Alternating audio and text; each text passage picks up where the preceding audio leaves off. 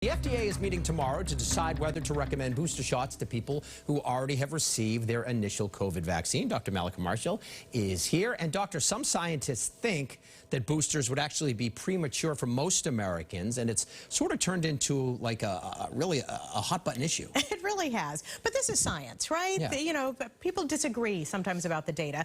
As you remember, the Biden administration announced that booster shots would be available to fully vaccinated Americans who were at least 8 months after their last dose. But since then, there's been some debate as to whether boosters are really necessary, and if so, who should get them? I mean, some studies have shown that antibody levels wane over time, while other studies suggest that protection against severe illness remains high, which really was the original goal of vaccination in the first place. So scientists continue to sort of disagree about how to interpret the data and how to best move forward. Okay, but there is a study, right, that suggests that boosters do help.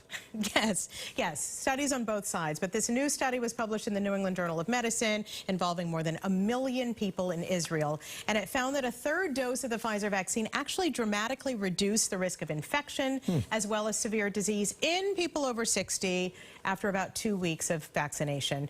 But again, it's unclear how long that added protection lasts. So again, differences on how people interpret this data. All right, so I mentioned at the top of this that the FDA meets tomorrow to discuss this. What are they likely to do?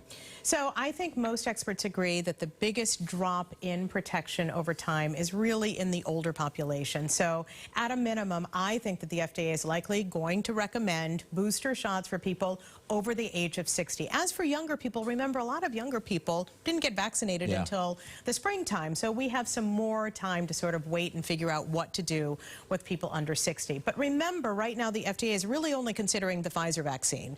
We're going to have to wait a little bit longer for the Moderna boosters to figure out what they're going to do with those, and probably a little longer for the J&J vaccine as well. Quickly put you on the spot with a question you may not be able to answer. If we do it 8 months after the original dose, will we have to do another 8 months after the booster? I think that's what some people are really worried about. Are we going to be doing this every 6 to 8 months? Yeah. Hopefully not. Hopefully a third dose will be the charm at least for a year or two. Okay, Dr. Mallika, thank you so much for your expertise.